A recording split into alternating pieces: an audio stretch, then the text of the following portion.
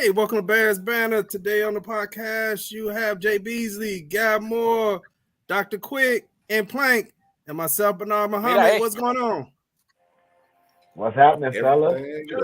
All right, man. I know it's been a couple of weeks since we did the post draft show, man, and now we got the schedule came out for the Bears, man. I'm excited. Like Jay said, I know I'm excited about this season. I'm optimistic. I'm not being pessimistic. I'm optimistic about this. You and me both. Yes. I'm looking forward to us actually hitting people in the mouth. So I can't wait. Man. Hey, TTP, trust the process. Trust TTP. the process. You've been saying that for Doc, you've been saying it for a long time. Trust the process. I was saying it when we were trash. Yeah. It's coming. Process for sure. Well, we needed the process at that point, so you're right. We were trash. Trust the process. We got new people in, and this season is gonna be. We're gonna be singing on Christmas. And this Christmas will be. We're gonna be duking. It's gonna. Got to make sure you got enough sopranos in that choir. Oh no! Hey, after the surgery, the surgery I just had, it's gonna be some sopranos already. Man. Oh man. You know what? Wow. Before we get to the schedule, I mean, have any of y'all been keeping up with the rookie mini camp and some of the stories that's been going on with the Chicago Bears? I know I saw a few days ago that Roma Dunze might have had a little tightness in his hamstring. I say rest that hamstring, and hey, you don't want to go into the season having an issue. Yeah, well, I'm actually pretty. It's interesting to hear all of the stories that come out after the fact that the Bears brass, the previous regime, Ryan Pace, knew that they didn't really want to draft Justin Fields, and they wanted to get rid of Trubisky. So once I'm hearing all of this stuff, man, the dysfunction in the Bears is ridiculous, man. And apparently it's been like that for years. So I'm glad that it looks like we're doing everything correctly in order to put process, as Quick says, behind the new regime, the new quarterback, and all of that. So I'm hoping this clean slate is going to make a difference for what we put out there on the field this year. Some of the dysfunction you're talking about, it make the comment that Guy said, ironically, Justin Fields' second game, it was the game after the Cleveland game in 2021. I don't remember who they was playing, but after that game, Guy said it looked like they're sabotaging him. And it makes to me that comment was so speaking into the future, kind of like a prophecy. Well, my thing is, considering that they did the same thing to Trubisky before that, so it's been historically. I didn't mean to cut you off, Jacob. No. Go ahead. No, go ahead. No, what I was saying is, it's one of the things where now all this information is coming out where they talking about. Because I just read an article yesterday where they was talking about, Nick Foles and Andy Dalton. They had a rift in the quarterback room. Justin Fields wasn't really behind them, and he really wasn't trying to hear what they were saying and all this stuff. And I'm like, okay, this stuff is coming out now. Justin Fields is no longer here. Right. So it's almost like, why are y'all reporting this now? I don't want to hear it. Right. I don't want to hear it. All I know is that this regime has put a rookie quarterback in his best position to win football games. All that old stuff with Ryan Pace and what's the guy's name? I can't think of him. He was the general manager, the accountant guy who didn't really know what he was doing. Ted Phillips. Thank you. Ted Phillips. All that stuff is behind us. So all I want to talk about is what's in front of us right now. And I think that this regime, Ryan Poles has put the Bears in a position to win some football, to at least attempt, because they haven't won anything yet, attempt to win some football games. And he's put pieces in place for that to happen. You know what I come from? I think we all come from the mono a mono era. If you got a problem with me, I got a problem with you. If there's something going on, it's being addressed right now. Don't sit up here and just think everything is just so great, and then now the dude long gone, and now these secrets are coming out and make you look like a punk, you know. And for me, if I'm a player and I'm on that team and I see something like that, then now it's like I don't even trust them reporters in the locker room, because who knows? And and to kind of piggyback on what I was saying about the whole sabotage thing, a lot of people kind of maybe took it for just that and didn't really read what I was trying to say. Anytime you got a regime that comes in and it's not their quarterback, or if it's something they're not satisfied with, how do you sabotage a guy? You play to his weakness instead of his strengths. And now you're making him mess up, and it makes it look like it's all his fault. That's a very good point. Very good point. Neither here nor there. And, you know, neither here nor there. The way I look at it, I just hope everybody gives his kid grace, just like we did Justin Fields. And like I said before, it's going to take about maybe 40 games to really see what he's going to be. But from what I see with him, this dude ain't playing. It's like as soon as he sees somebody that's open, he letting it go. So I'm ready. I rock with who we got, and I'm ready to roll. Well, the scary thing to me about what's been uncovered is the lack of integrity with the press. So the press, they were already there. They were seeing those things. It was their responsibility to report on it. Reporting on it 3 years later, talking about what happened with Justin Fields, or even worse than that, 5 to 6 years later, talking about what happened with Trubisky is disingenuous at best. I mean, if you wasn't going to say nothing in real time, what's the point even bring it up now? It lacks credibility as well. So I hope we got real freedom of the press that's out there now that's telling us the truth, because otherwise, I mean, how do you know? Yeah. You know, and the truth is, being a quarterback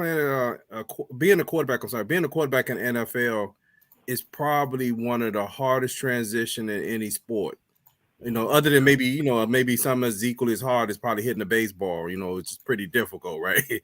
I mean, because you wouldn't have a minor league if a baseball was easy to hit, but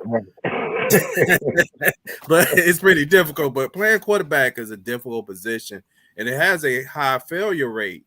So as much as we could look at different teams, and we could list probably almost every other team in the NFL of having problems developing quarterbacks, it's really the truth. I mean, we might target certain teams, and some teams are like Green Bay, you know, have kind of figured it out, but you could go to the 70s and the 80s and they had horrible quarterback play for about 20 years.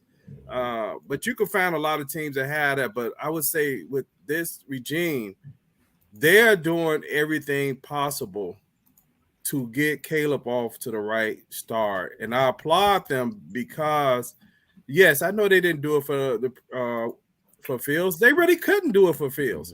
That's one of the problems when you give away draft picks. When you're a bad team and you give away draft picks, it's going to take you maybe 3 years to get those draft picks back. When you're giving up first round, you better be good. Like San Francisco, when they gave away for Trey Lance, they had already had all those other years of all those multiple picks. So giving up all those picks for Trey Lance didn't set them back. But they're going to feel it in another year or two if they don't win in this window. Yeah, but they're doing it right now. I want to make on that. So you got Ryan Pace is in Atlanta, okay? And they talk about all the dysfunction that happened with the Bears, and you know how basically he was the architect of all of that. Now you got Cousins ended up leaving Minnesota because he thought the Minnesota was going to try to draft a quarterback. He goes out there to Atlanta, and the first thing they do is draft a quarterback. When we talk about the Bears dysfunction, they just moved it to Atlanta right now. So all we got to do is pay attention to Atlanta. If we got any questions about what it is that we would be, that's chances are that's actually how our team would still be functioning. But you know what? What's even counter correct is it's not even as much as motive. It's the words too. Like I give you a perfect case in point. When I played baseball, we sit up. One of these guys struck out. He's supposed to be the stud from Missouri. So what's your batting average, kid? Oh, I'm batting 340. And he said, that's what your problem is. You worry too much about what you're doing as opposed to the team. And he started going down the line. What's your batting average? I don't know. How many bases you stole? I don't know. It's like, you know why they don't know? Because they don't care. All they care about is seeing W's. Now, when you look at this guy, what's his name? You just said his name too. Went to Atlanta. Kirk Cousins. Cousins? No, the GM. Terry Fontenot. No, Ryan Pace. Ryan Pace. Wait, Get the word out your mouth. GM. He's the assistant GM. You're taking those not just your philosophy, but your words. When you sit down with a team and you come to a team and they're dysfunctional, the first thing you do before you start putting up principles, you start saying there's no hope. I hope. There's no maybe. There's I am, I will, I shall. And it sounds crazy, but after about 3 weeks and you just hearing that, now it's part of your vernacular.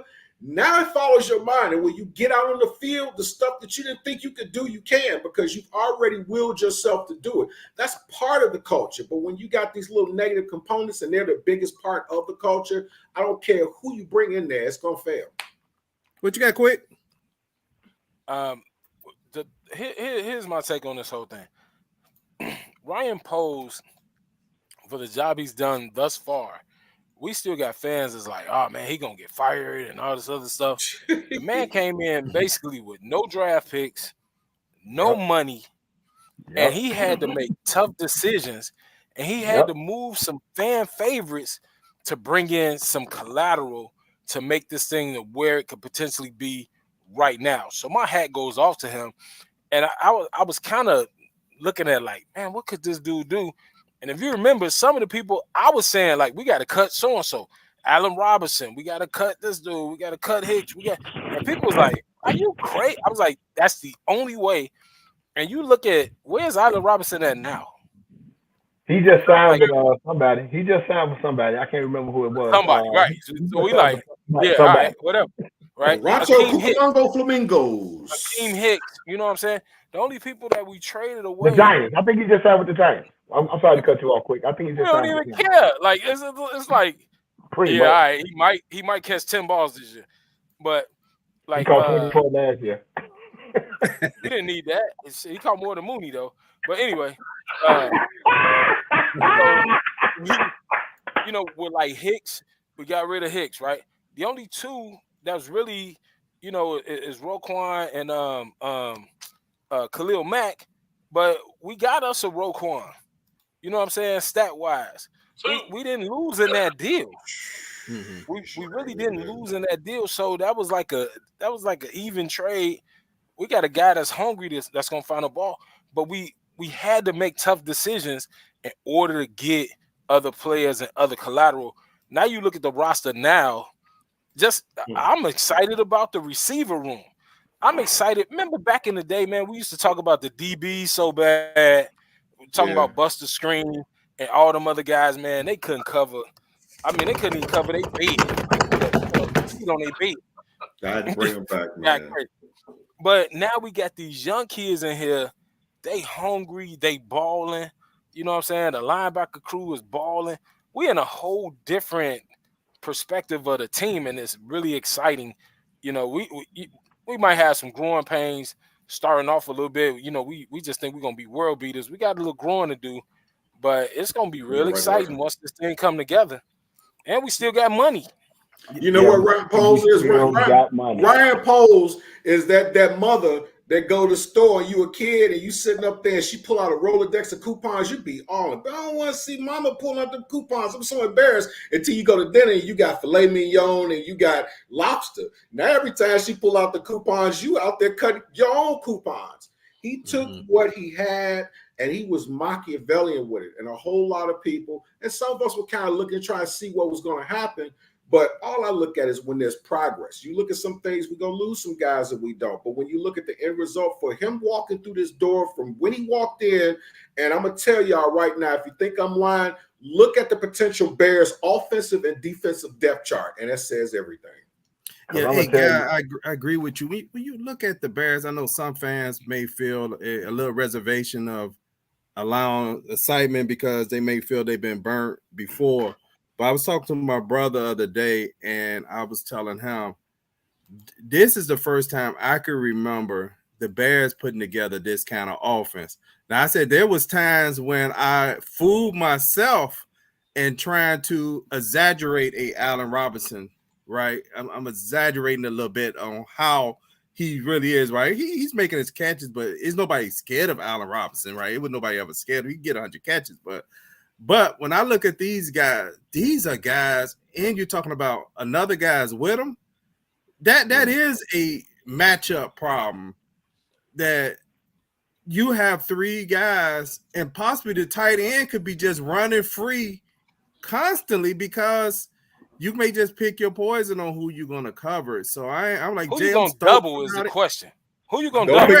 And don't forget about Swift. Don't forget about Swift too. That's what I was just getting ready to say. Nutty, who you going to double? And them three. That can catch passes? Come on, man. This is the first time that I've received y'all the receivers. Oh my God. I'm stoked. I'm like, you gotta be kidding me. You talking about Kenny Allen? Kenny Allen gonna be in the slot. How sad is that? Kenny Allen is gonna be in the slot. It's 37. It's 37. 37, Kenny. We need a first down. I got you. You talk about Roma Duze, who's a rookie, and I said even before the combine, Roma Duze is gonna be the best wide receiver coming out of this draft. He's gonna be the best wide receiver because he has all the skills. He has the skill set. As much as I like Marvin Harrison, I like Marvin Harrison Jr., but Roma Duze is a playmaker. He is a playmaker. And y'all saw what DJ Moore did last year. 1,300 yards, 8 touchdowns with the quarterback that he had. This is going to be a scary off. If Shane Waldron can do what he was hired to do, this is going to be a scary offense, man. Like Plank said, we're going to go through a little growing pains because we still got a rookie quarterback. But I think this is going to be pretty scary because now defensive coordinators are going to have to be like, okay, like Quentin just said, who we going to double team? Who are we going to double team? Somebody in this offense is going to be open. And if Caleb Williams can hit the open receiver, this offense can be really scary. Mm-hmm. Hey, check this out. You got to. It's just really interesting that some of these stories keep following the same guys. For whatever reason, Marvin Harrison can't be featured on NFL, his face or whatever can't be on any NFL things. And I'm like, dude, everybody knows how much you slotted to get paid as a rookie now. Why are y'all starting out your careers making up silly arguments? Same thing that happened with Roquan back in the day. He started trying to put all kind of stuff in his contract, and everybody else was like, hey, Roquan is good. I'm like, it seemed like he causing problems that he don't need to do. So I just said, get Harrison, I'll take a Donze. I'm looking forward to. I just said today to myself, I'm like, Austin Booker just signed a couple of days ago. I'm like, okay, everybody is slotted. Why Caleb Williams ain't signed his contract yet? Why Roma Duze? I don't understand. They talk about his language in the contract and all.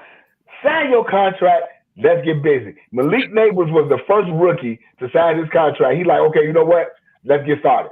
Right. That's because he's going to the Giants, man. You got to sign. But my thing is, he's not in the same position as him, man. Caleb Williams is not going to get $5 million more because he was the first round draft pick. It's slotted. So go ahead, sign y'all contracts and get busy. Yep. Now, don't sign your contract and get hazed up as a rookie. That's what I want you to do. Yep. I want you to get some of this rookie hazing. Hey, so let's get ready to move to the first game. I do want to make this comment about Caleb Williams. What I do like is them having had sent the information to his QB coach, and they're working on things before they had even drafted him. And one of the things I will say about the past, and I hate bringing up previous guys once they're gone, but it is important. He should not be having to teach you the basic fundamentals of your position. If you know how to ride a bike, you know how to ride a bike. You can't get on a bike and start doing no hands if you just don't know how to ride a bike. The first time you get on, you got to drive with both hands. You probably need training wheels. But you don't get into those little bike, doing all the trick stuff if you still got training wheels on. So my problems I had with previous quarterbacks were actually the last two previous quarterbacks was they were struggling with the basic fundamentals of footwork. And the problem is it happens, but it shouldn't be into 2 or 3 years into your career. You shouldn't be still You shouldn't be at like the previous guy went to Buffalo, then he went to the Steelers, and he was still struggling with footwork last year at the Steelers. You know, it's like you're 5 years in and you still have improper footwork. What's that, Jay? But see, that's when you know I credit the regime because Ryan Pace jumped up from 3-2 to draft Trubisky. He didn't know he was going to draft him. The Bears knew they was drafting Caleb Williams. On his 30 player visit, that's when they gave him the playbook. Like, okay, you know what? It might not be the whole playbook, but here you go. We're giving you this. So now you got something to work on. The Bears didn't know they was drafting Justin Fields. They traded up. So they wasn't giving out that information.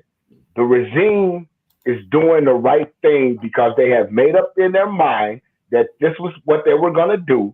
So now we can get him the playbook and he can start getting adapted to the things that we're trying to do. So again, it's all about the regime. It's all about the regime, and I'm stoked, man. They making it happen.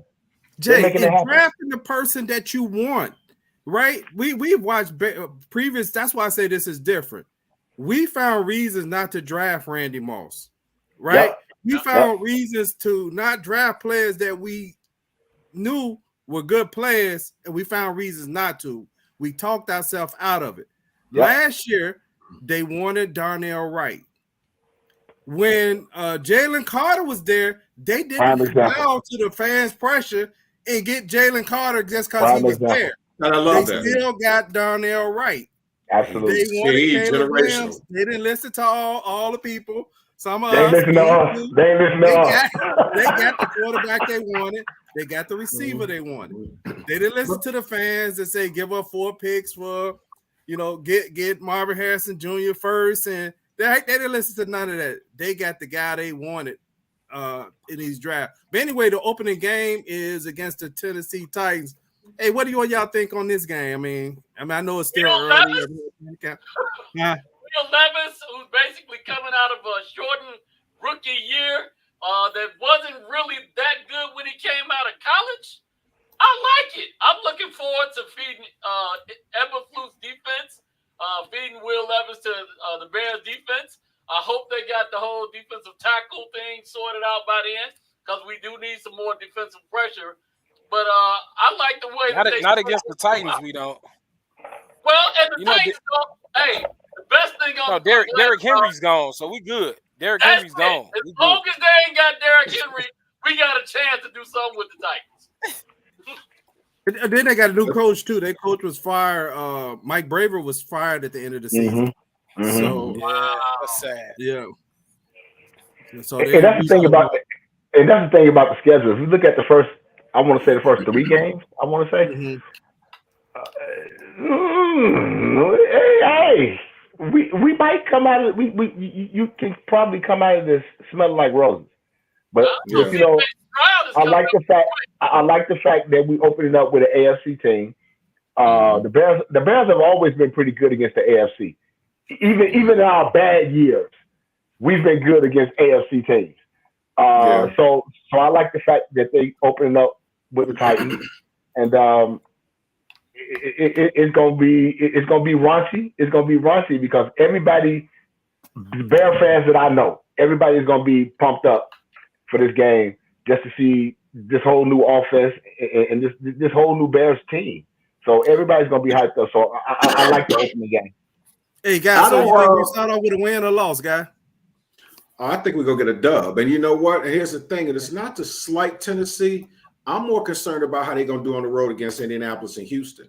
And a lot of it has to do with what happens. If they win, great. If they win, split one. But if they lose, and it's one of those ones where we're not just like getting obliterated, it's still a great thing, though, because Tennessee was, 6-11 last year? Henry's gone. Those are the type of games that we have to look at like we playing them championship teams. We can't go in there and just say, okay, well, yeah, our record was sort of like that, but we could beat them. They got to go in there like they're the 49ers, man, and mollywop them dudes, man. I predicted, you know how they had the thing where you could predict the schedule on the Bears website? And my prediction, my dream opening game was Sunday Night Football against the Houston Texans. That's what I wanted. I wanted Caleb Williams to come out in the spotlight. Like, here it is, Sunday Night Football against a team that went from zero to hero in the AFC. Let's play them first. National TV, first round draft pick. Let's go. It didn't happen that way, but we got Houston, I think, week 2. And I think I do believe that's a primetime game, if I'm not mistaken. Sunday Night Football. Sunday night. Oh, okay, so it's week 2 instead of week 1. So I pretty much got my wish. 7:20. Hey, what's up, Jimmy Red? We got to get you back on the show this season, Jimmy. Yes, Jimmy Red. Hey, Quick, how you think the opening gonna go, Quick, against Titans? You know, I was sitting here listening to Jay, man. He made me nervous because he said we can come out smelling like roses. And I started thinking about Outkast, where they talk about roses really smell like I was like, Jay, we can't use that no more, bro. Okay, duly noted. Duly noted. Like, damn, roses smell like boo. I think in the first week, man, Club Dub is gonna be open with new management. And we're gonna get it going. I think we actually, before the break, could almost end up 5-1 if we play our cards right. Hey, I ain't trying to get ahead of ourselves, but I'm just looking at the schedule, we can win some games. We lost a couple of games last year that we shouldn't have, and I think with a little more experience on defense, Montez Sweat a little bit earlier in the season. Those are going to be some games that we could potentially win. Let's not forget now, we got a monster over there in 98 on defense that we didn't have almost, halfway of the season? Yeah, a couple games we should have won. The one where Pose had to tell Eberflus, like, hey, bro, we paid a lot of money for this dude. Why is he sitting over here when the game Right, he's sitting on the bench. Right.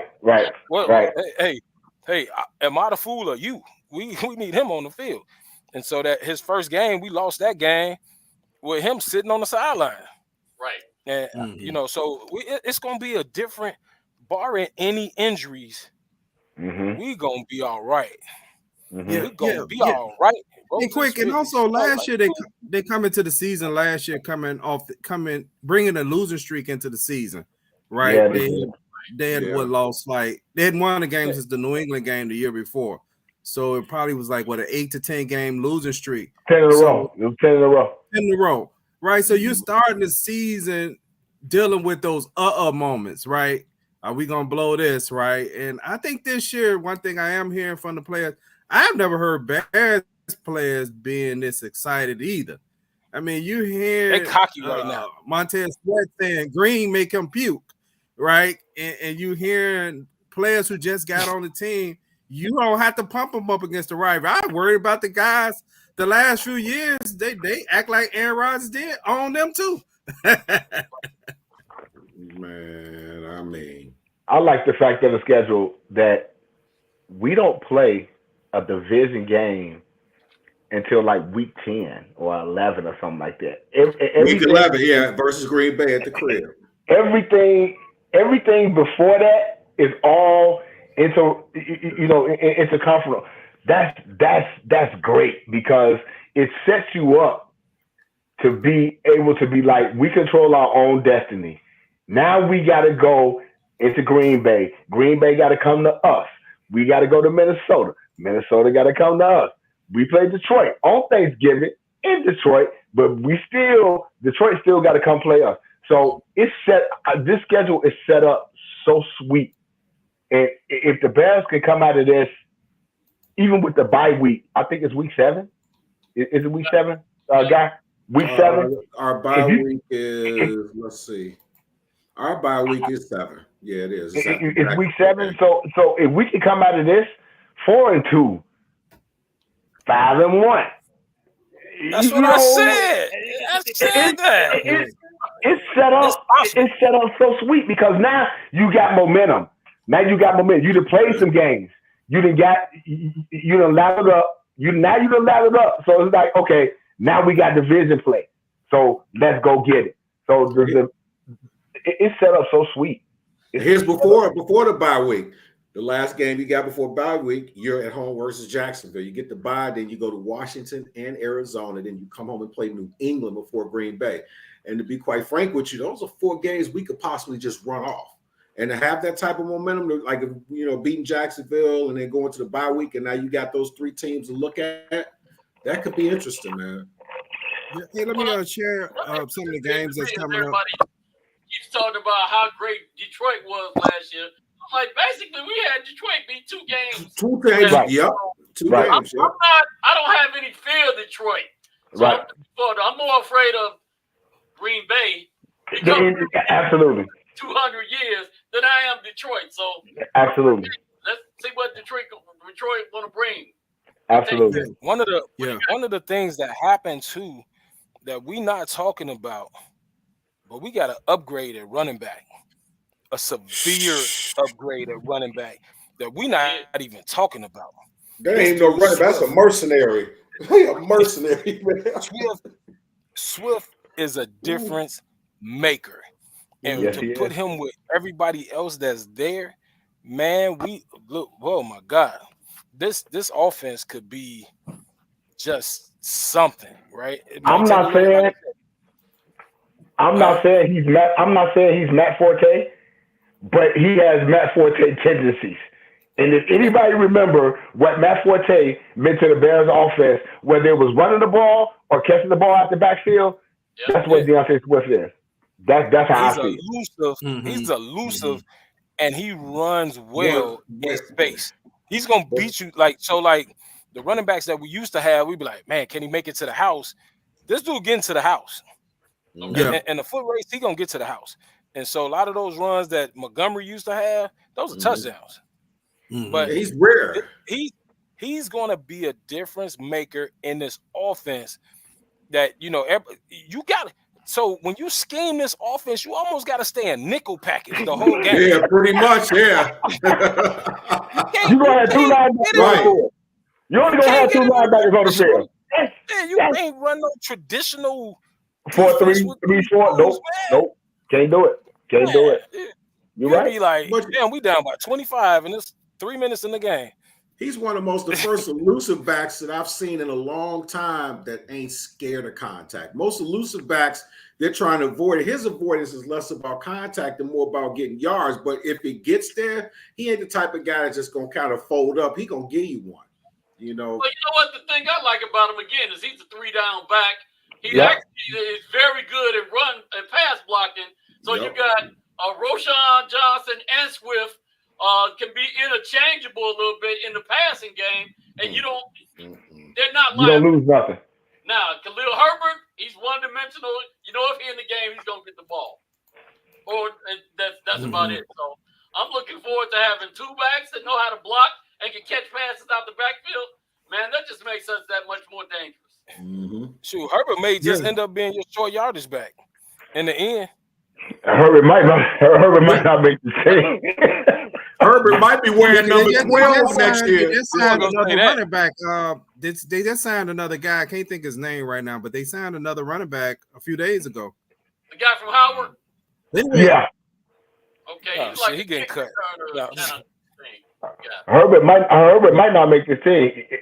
4th year, rookie deal. They ain't got no guarantees with him. Unfortunately, we'll talk about that later because quick. I was talking about my boy, your boy, Vinny Jones. Hey, Vinny Jones. I was having a great day till you brought this dude name up, man. He is not a football player. He should be dancing on ice capades somewhere. Anybody that let a ball hit them like that in the end zone, they are not a football player, dude. Yeah, I agree, Andre. Herbert might be traded. And there was a rumor going around earlier during the offseason that the Cowboys were sniffing around talking about trying to trade for Khalil Herbert. So, Andre, it's possible. It's very possible that he might get it is possible because they re-signed. Yeah. They re-signed Elliott. Yeah, they just re-signed Elliott. Yeah. For what? Yeah. Elliott, 5'2", 40s now. $3 $5 footballs. He got three $5 footlongs. Dude, he might be an offensive guard at the camp.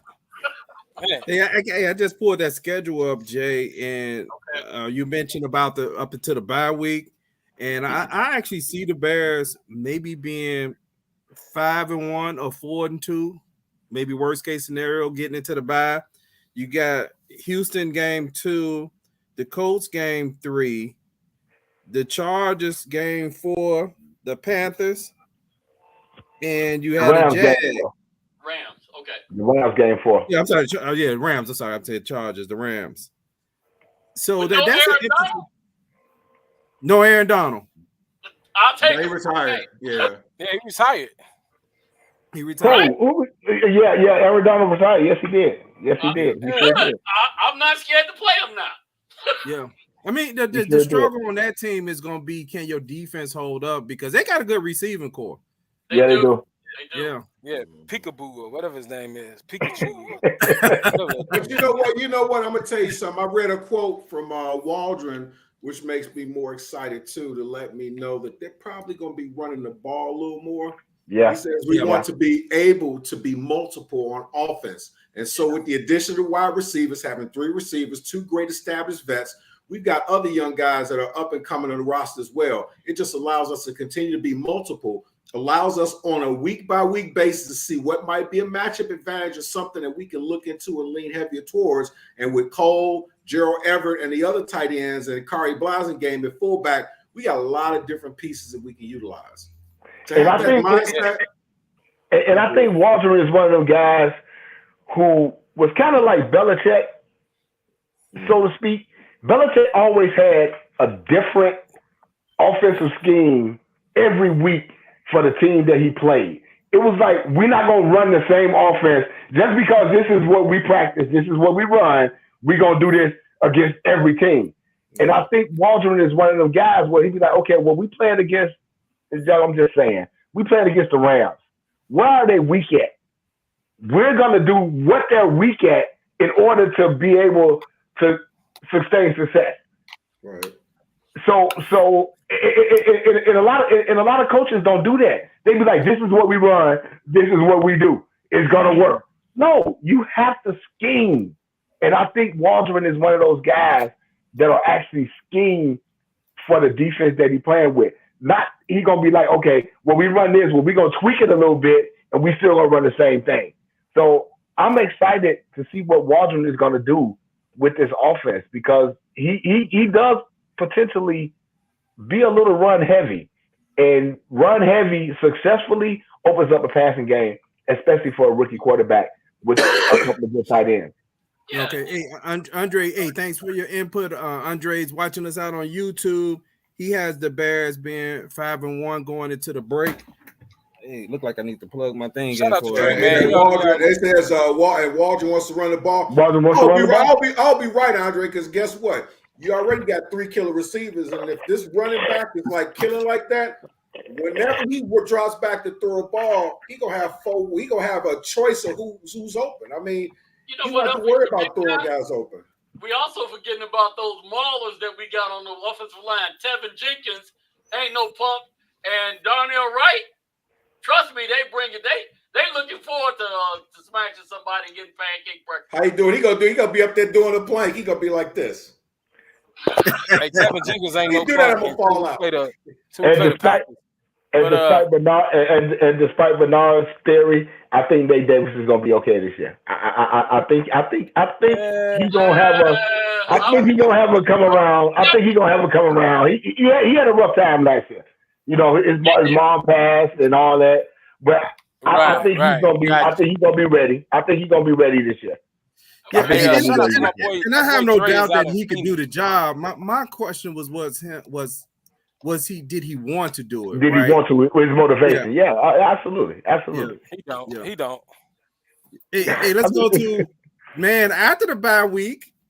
Hold on, let me pull it back up in front of me. After the bye week is Washington Commanders, who's actually going to be starting a rookie quarterback, new coach, because they cleared out the house. They fired Riverboat Ron. Chico. So Chico then you ain't got the man. Cardinals after that. It's hard to say what the Cardinals are going to be because they done made some good draft picks the last two drafts. Cardinals. They're the same Cardinals. Wide receivers. They're the same Cardinals. Kyler Murray, who probably don't know how to read a defense either. Absolutely. Exactly. They're the same Cardinals. Yep. They're the same Cardinals. Then you got the Patriots, who after 20-some years they fired Bill Belichick, so they got a new coach, new quarterback. And Drake May, I'm sorry, man, I'm not afraid. Not a fan. Not especially since the real Drake been getting dragged by Kendrick Lamar, it remains to be seen. Right. They had a diss track, everything, like 5 of them a week.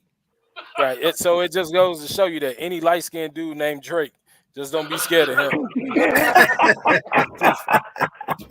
You can call be scared of him. So this looks favorable to the Bears. I mean, we know you got to play the games, but this looks favorable to the Bears. You literally could get to week 10 and possibly come out looking real good before you actually play Green Bay in week 11. Because if the Texans is probably one of the teams I'm kind of concerned about before the bye. You know, that's the toughest game you got. Yeah.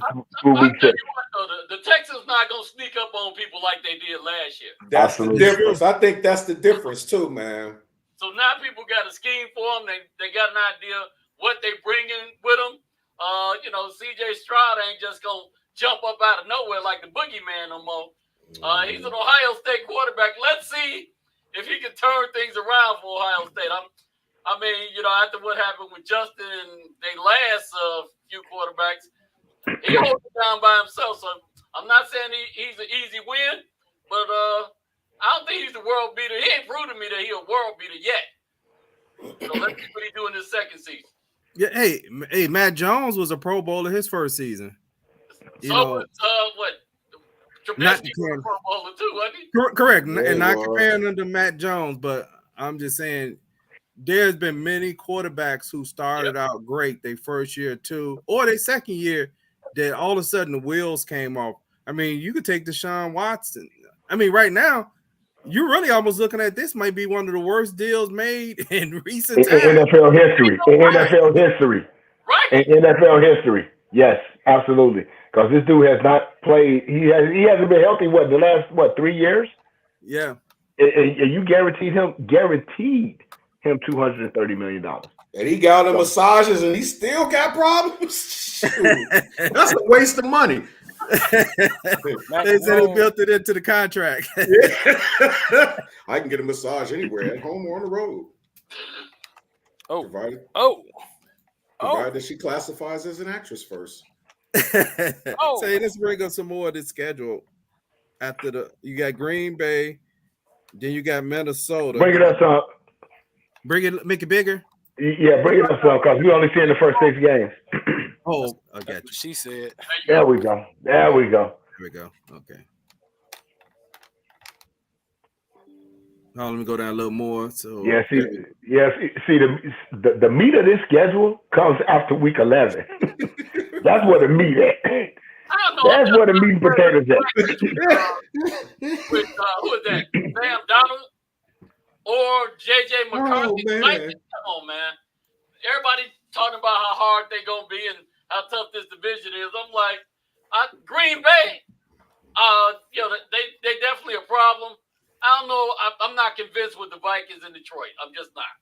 Yeah, and if you go to last year, and I hate carrying one year to the next, but I would say last year, in those 2 games, we just had too many turnovers, right? I know we forced a lot of turnovers when we was playing their backup, but we made turnovers in those games, and those games both were actually winnable, close to contested games where we had either sack fumbles or interceptions. Because I want to say in the first game, the score was 12-13 most of that game. And then there was a turnover late in the game. I want to say Tyson Bagent came in that game, and he got either interception or it was like a throw and it flipped backwards or something. Well, and that was the win the score. Across his body 65 yards and he couldn't. So. Yeah. Yeah. So that was the interception. That was the interception that he was trying to hit DJ Moore, Yep. I believe. Yeah. And you know what? Oh, I'm sorry. Go ahead, bro. No. I was gonna say we played Detroit on Thanksgiving, and we've always pretty much been kind of successful on Thanksgiving against Green Bay. I mean, we've lost a couple. I'm sorry, Detroit, but we've always played Detroit pretty well on Thanksgiving. So I'm looking forward to that game. That goes back to what you guys were talking about as far as the regime being new and them not succumbing to pressure. They're actually not just eye testing, but they're using logic. It's almost like an even quicker kind of cosign because he'll notice with baseball. You go out and draft, you go out and scout this kid. This kid hitting 450-foot home runs off fastballs, but he can't hit a curveball. But you draft him anyway. And now you get in the majors and he batting 0-12. And now the first thing they're saying is, well, he's going to come along. But just like anybody that would understand baseball, if you get a guy that's in college or in high school and you draft this kid, the kid can get you doubles and triples off of fastballs, but it can hit the heck out of a curveball. That's the guy you want because you're trying to bring a guy to the league under the premise that he's going to learn this stuff. He's going to learn, yeah. And it don't always work like that. But just, you know, just like you guys saying with Bajan. Bajan's good. He's good in the pocket and he's all this other stuff. But then now you get him in a scheme where you want him to throw across his body like 30, 40 yards, and he has trouble throwing the ball across his body 10 yards. Yeah. A question for y'all. Do y'all think that the Bears need a veteran quarterback instead of... Absolutely. Yes. Okay. I totally agree. For a backup? I totally agree because I feel like, wasn't it Brent Rippon? Mark. Brent. Is it Mark Rippon? If it's Mark Rippon, we in trouble. Right. He should be about 52. Right. But I think it's Brent Rippon that they brought in. I do feel like a veteran quarterback presence is needed. Just because Tyson Bagent, he's going to make this team, but he's only an undrafted second-year player. So he really doesn't have the seasoning to be that thing that a rookie quarterback needs. And I think because I feel like, and I'm saying all this stuff now, y'all know I was a Justin Fields fan, but I'm saying all this stuff now because I truly believe in Caleb Williams.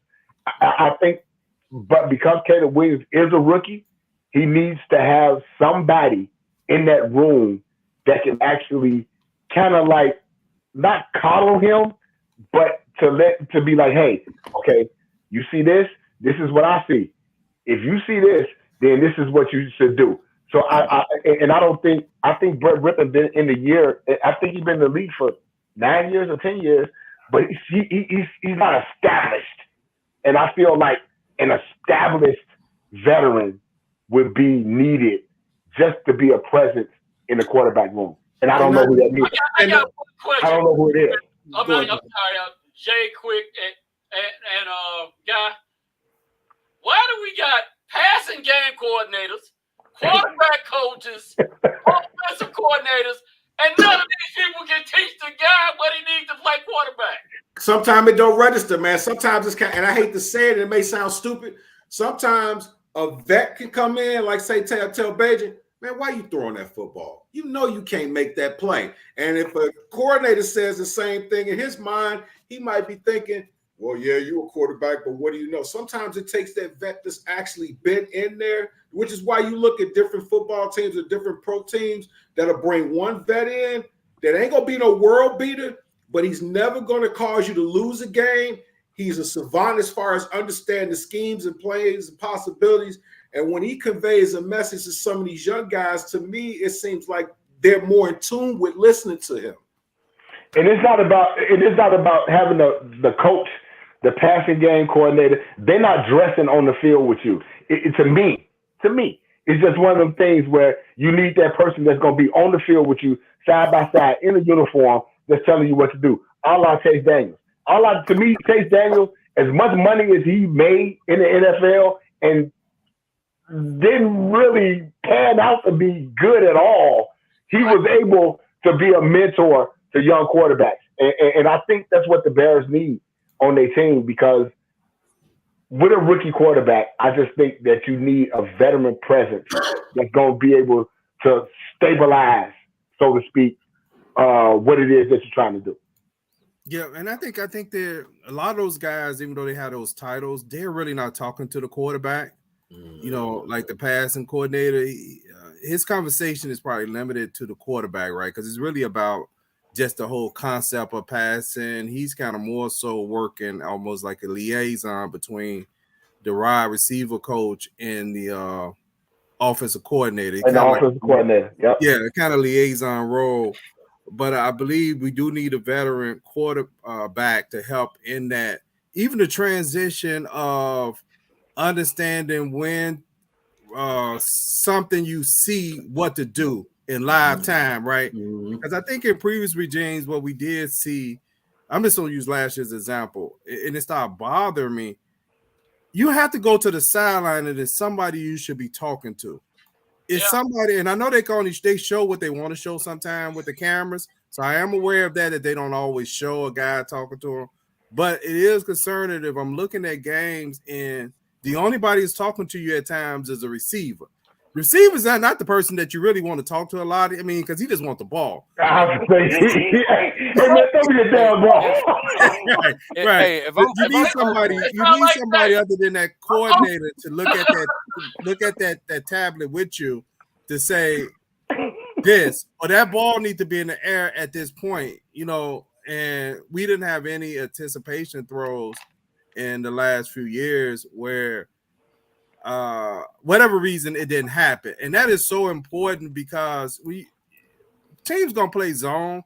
They're gonna see a lot of zone because why? They can't man up these guys. They can't stick these guys. You're gonna see a lot of zones. So that quarterback has to be able, Caleb has to be able to throw on time.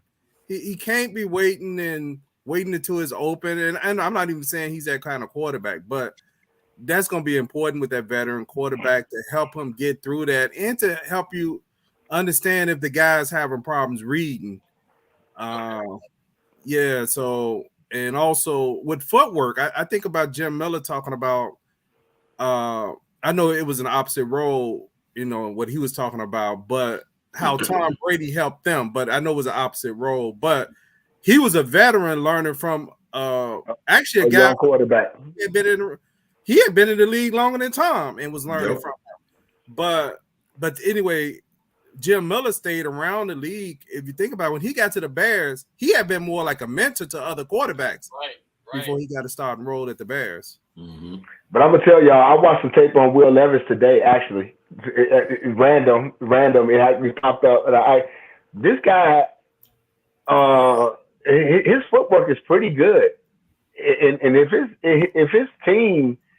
offensive line allow him some time, his footwork, and he's got a good arm. He's actually pretty good. He's actually pretty good. Will Levis, from what I saw today on the tape that I watched, he's actually pretty good. He's actually pretty good. Okay, Jay, you was watching the Underwear Olympics again? No, y'all know I don't do the Underwear Olympics. Y'all know I don't do the Underwear Olympics. Okay. But I just think Will Levis is coming into his second year. Is going to be a pretty solid quarterback. I really do. I thought Will Levis played some solid games last year. When I seen him play, I thought he made some plays down the stretch. But he got drafted in the right spot, right? Because sometimes what teams do is they overdraft him, right? I like JJ McCarthy. Yeah. Yeah. He got drafted in the right spot. Yes, he did. Yeah. And sometimes overdrafting guys add to why they bust as well. Yep. Right? Because they're I gotta get off my guy JJ, man. Hey, listen, my man has only lost 3 games in his entire career. Doesn't matter. Justin Fields only lost 1. Nah, Justin lost more than that. At 1 or 2 at Ohio State. I think he was like 1 or 2. Wait, not you're many. an Ohio State guy, right? Of course I am. How many games have Ohio State won since JJ got there? And they was whooping Michigan every year. I would say none. 0. I would say none. So here's 0. the He was thing, 3-0. He was 3-0 against Ohio State. But here's the thing. Everybody's talking about, JJ don't throw the ball. Excuse me. He went to IMG where he did nothing but throw the ball. He ended up going to Michigan because Ryan Day lied to him. That's what happened. Ryan Day lied to J.J. McCarthy, told him he wasn't taking a quarterback. He took a quarterback, and J.J. said, I will whoop your ass every day, every time I'm at Michigan because you lied to me, you stupid mother. So that's what happened. And so he went to a system. Harbaugh likes to run the ball. Think about his brother. They run the ball, and they play good defense. Do not sleep on – I had J.J. McCarthy in high school. The boy lost one game. He won state. He lost one state game his senior year. No, his junior year because he went to IMG. He only lost one game. All I'm saying. Hey, I'm just letting you know. I'm just talking about being overdrafted. That's all I'm saying. I'm not saying J.J. McCarthy's not good because I think he's a solid. I think J.J. McCarthy is a solid quarterback. I really do. All you gotta do is call Ryan Day and say, how many times did J.J. McCarthy beat your ass because you lied to him? How many times? Hey Ryan, how many times have you beat J.J. McCarthy? And he's gonna tell you like this. He's gonna do this. J.J. McCarthy is 3-0. He was 3-0 against Ohio State. Yes, sir. So why y'all sleep? Why y'all sleep on him? Listen, I've seen the kid since he was a freshman. And he's actually going to a pretty good system because Kevin O'Connell in Minnesota, he's actually a pretty good he's solid. quarterback guru. I ain't gonna say guru, but a good quarterback coach, a good offensive coordinator. He's a good head coach. So J.J. McCarthy is gonna succeed, but I still think he's gonna have some growing pains, just like all good quarterbacks. Yeah. You ain't gonna have no growing pains because you got Justin Jefferson over there. All you gotta do is throw the ball in the stadium. And he gonna go get it. Yeah. Not to mention that, and he got Jordan Addison too. So if J.J. McCarthy can actually plant his feet and be solid, the Vikings can be pretty good as well. I thought they tell you about that. They tell you about that outcast that you said guru. But it just sounds too much like Dude, JJ McCarthy is a ball player. And the one thing about JJ that people want to play with this dude. Man, listen, he would come out to the games. I refereed probably about 6 of his games. And he would come out there and he knew everybody's name. Hey, what's up, guys? What's happening? Hey, he would come and speak to everybody. The dude is a lovable guy, and I wish him nothing but the best, except when he plays the Bears. But don't sleep on that dude, man. He went to IMG, where they did nothing but throw the foot. Look up his stats at IMG, 20-something touchdowns, right? You don't get that with the running back. You got to throw those. He had 20-something touchdowns as a senior at IMG, and it was the #1 ranked team in the country. Hey, I'd like to thank everybody who tuned in tonight to Bears Banter. We're broadcasting tonight on Facebook, YouTube, and Twitch TV. Hey, Jay mentioned the Thanksgiving game that the Bears playing against Detroit Lions. So I'm gonna look at those last few games after that. After that, you're playing San Francisco, the Vikings again. You're playing the Lions again. And you play Seattle, and you end the season with Green Bay. That's where it gets rough to me at the start of Thanksgiving. That's when the schedule gets more challenging. That's where it get meaty. When you got all those division games stacked up like that with Seattle on a Thursday night at the end of the season. But them meaty games, them division games is gonna be where it's at, and that's where. It's like who's who in the zoo. Who's who in the zoo right now. So it's set up. It's set up for them to possibly be pretty good, and we'll see how far. Yeah, because they split with everybody in the division last year, right? Except the Green Bay. Green Bay. Yeah. But really, they could have beat the Vikings twice. They almost said they had the 49ers on they had 49ers on the ropes in the playoffs too. They should have beat Detroit twice. You know, that's the game they had the 12-point lead with 2 minutes left and lost that game. It's set up. The schedule is set up for them to succeed. But like I said, with a rookie quarterback, you know, you may have some growing pains, but I like how they've set Caleb Williams up to succeed. And if I had to make a prediction, I would think a 10-7 record would get them in the playoffs, and possibly with everybody else's schedule could actually win the division. Because Green Bay, not Green Bay, but Detroit is playing the first place schedule, so their schedule is pretty tough. You got Green Bay who made the playoffs. Their schedule is going to be pretty tough. We playing a fourth place schedule. And they can possibly, just looking at the schedule, eyeballing it, I can see a 10-7. Barring any injury, I can see a 10-7. It could possibly win the division. Well, you know what? I got a problem with the scheduling that happens on week 11, from week 11 to week 13.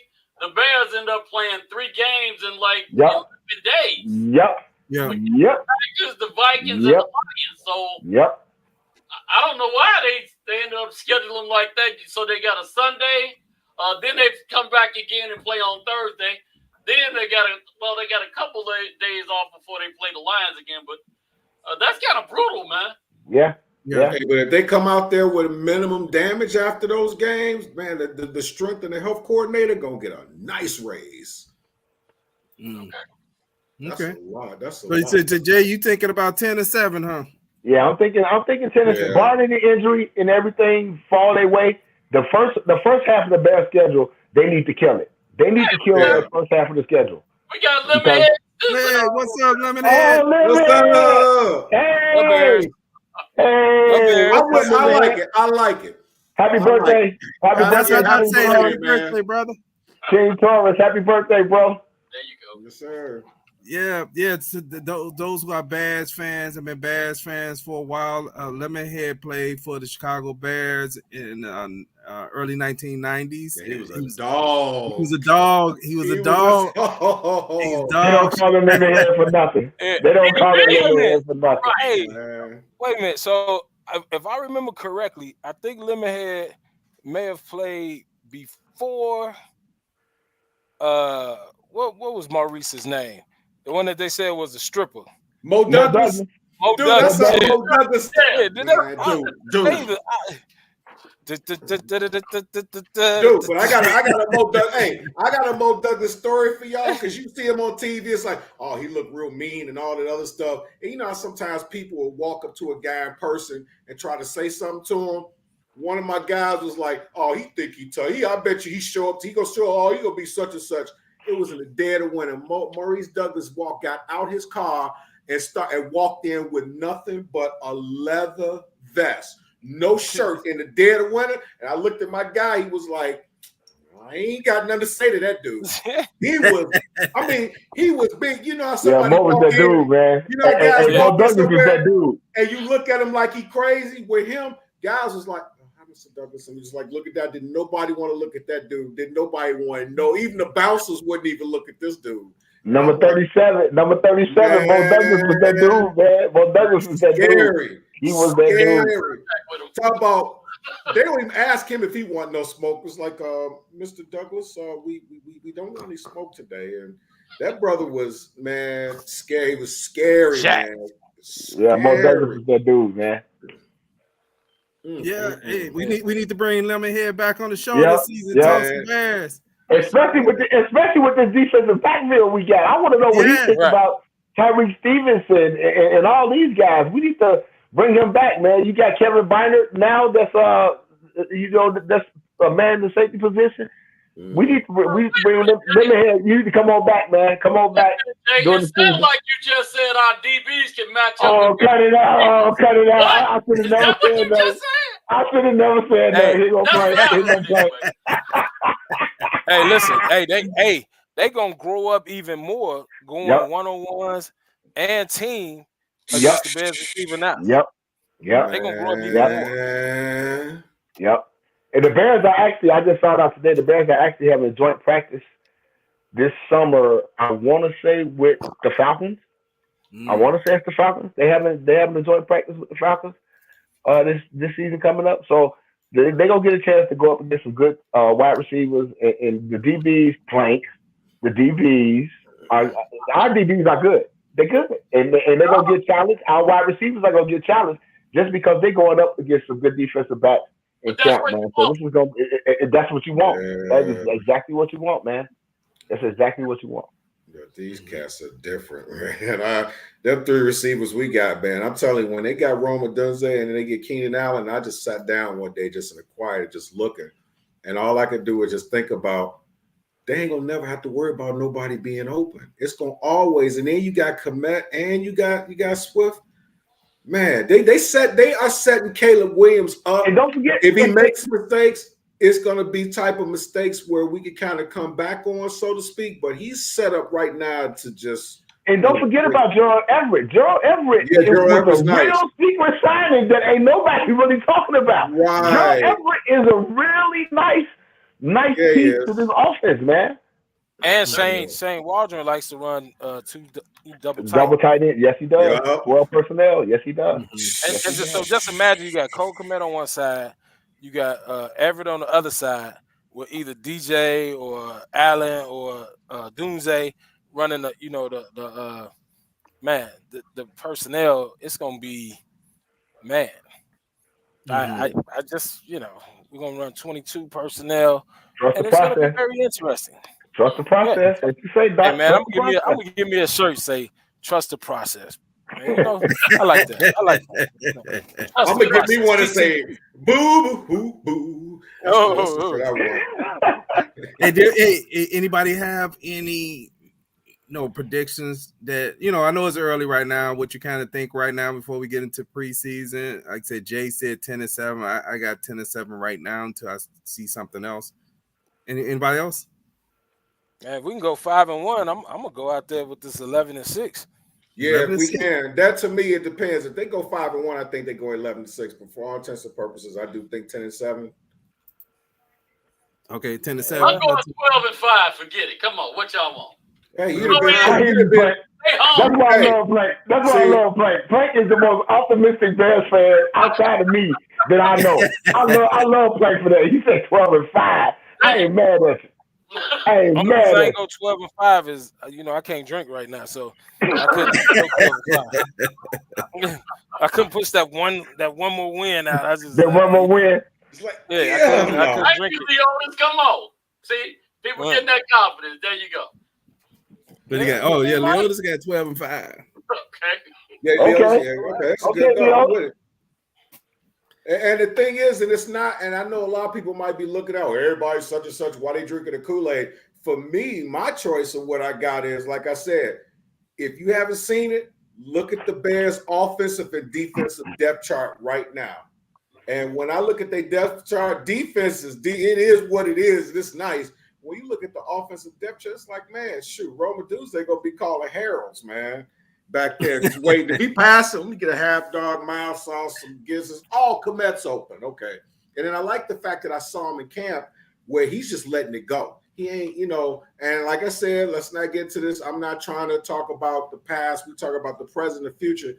I like the fact I saw him drop back a couple times, boom, or he's gone. So I'm optimistic, man. Here's the other thing about Caleb that they reported. He's asking questions. Yeah. Why are we running this play like this? Who's the open guy? Why do we ask? And so they said that he could potentially be a coach on the field. And what they like, they said, him and the quarterback coach talking 1 o'clock in the morning. He's asking questions about the progressions of the reads, and he's just asking a lot of questions on why is this play designed like this, so he knows all the intricacies of the play and can execute the play. I don't know if we've had that before. Yeah. I agree with you. One of the things that DJ Moore said after working out with Caleb Williams is that he has an expectation of when you're going to be open. So a lot of times with your receiver and he running down the field 40 yards, you can throw it to him anytime. But if he got in his mind a clock or some kind of time and saying, okay, at this point, he should go between that cornerback and that strong safety, and he should be open within and starting to throw him the ball, that gives you into a much better rhythm, and he has a good idea what he's looking at that point. And that's why I think Keenan Allen is going to be. Oh, I'm sorry, Jay.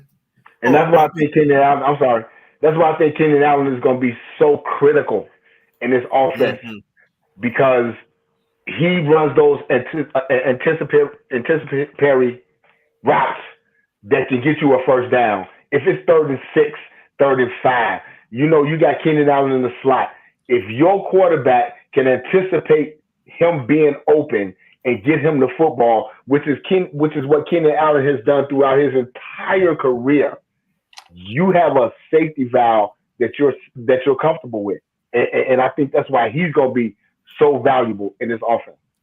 Yeah, Jay, and also he throws master, with his hands to make sure you get your hands as a DB off him really quickly. You have to see how he does from a technician. He's great with it.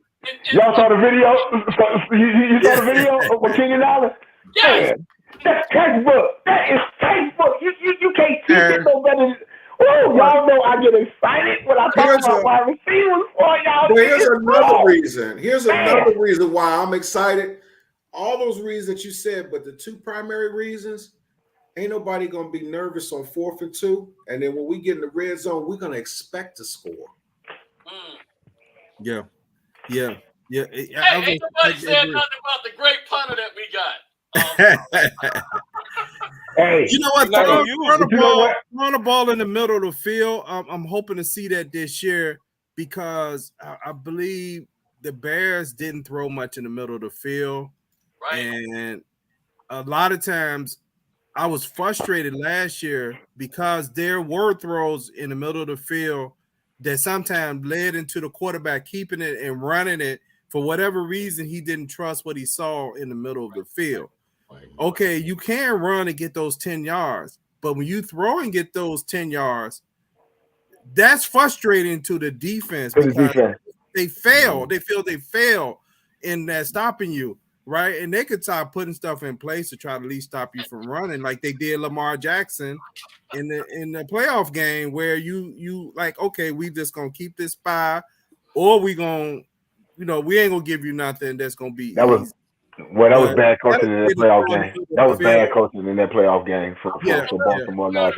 All your throws cannot be read one side of the field. You work the quarterback in, but you cannot be one read.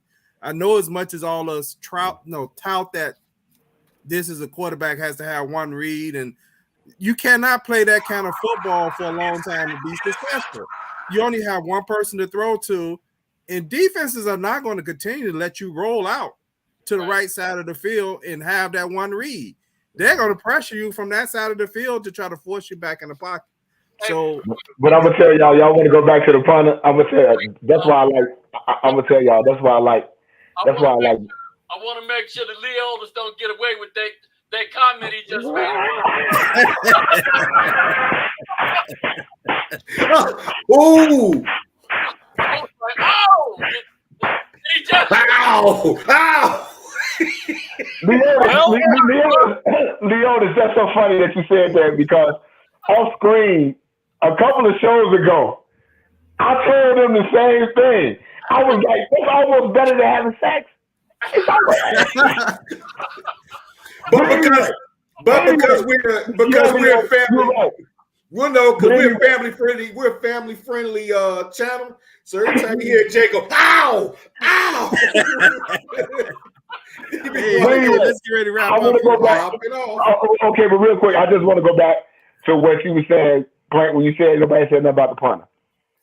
Me too. That's why I like Ryan Poles, because to me, that was an exotic, cocky pick. He's like, you know what? My team set.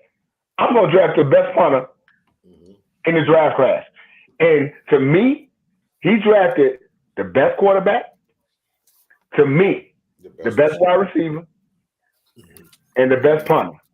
You clearly drafted the number one, to me, the number one players at their position. Yep. And to draft a punter, when you only got 5 picks, and you draft a punter, that's real cocky. And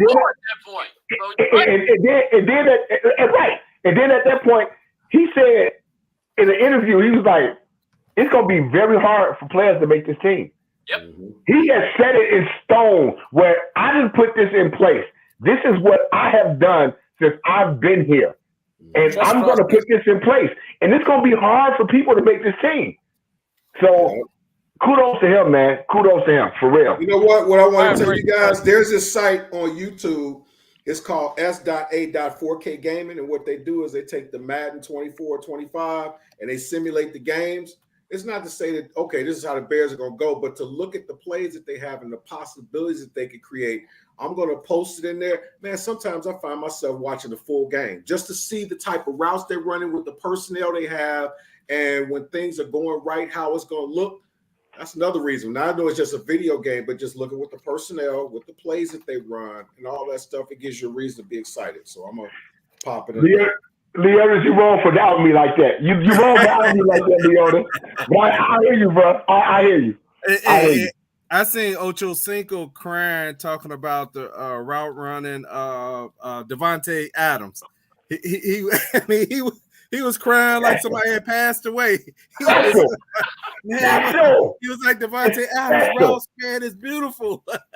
It's special. It's special. And if you haven't played the position or know the position, you would understand it. But it's special, man. It is special. Just because it's so creative.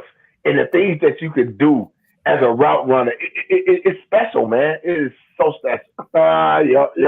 Yep. Cry me a river. Hey, let's get ready to close out for the night. Hey, y'all got any closing remarks before we shut down for the night? We appreciate everybody who tuned in to Bears Banter Talk Show tonight. This is our 5th season of doing this, man. This is a great accomplishment of being able to still talk about something you like watching and you know, and nobody gave up on those bad seasons and said I'd had enough of it. And well, some people have. But we ain't talk about that. Yeah.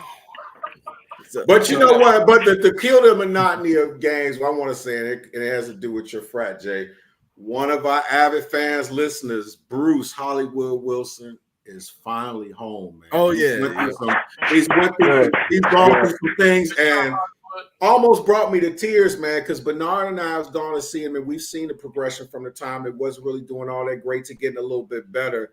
When he called me up and we had this long conversation, man, I just thank you and Bernard for coming out there. I was almost in tears, man, because I saw as good as he looked when we went, he's exponentially better. You know, and psychologically, when you've had a chance, you've been on and off away for almost a year plus. Now you're in the friendly confines of your own house, man. That's part of speeding up the health process. So come on, Bruce, let's get it in. Absolutely. Hope to see you real soon, brother. And we'd love to see you come back on here, Bears Banter, man. Yep. Hey, let's keep playing for our co-host Quick as he battled through the things he battled through. And we appreciate you, Quick, giving us your time tonight. I mean, I know you don't always feel well, but, you know, you came in good spirits, cracking the jokes and dropping knowledge. As usual. Trust the process. Dr. Quick said, trust the process. He said it for years. Trust the process. And here we are. Okay. Until next time, thanks for tuning in to Bears Banter and hit the subscribe button. And become one of those subscribers when we reach 800 subscribers this year. And we want you to be part of that number. Peace.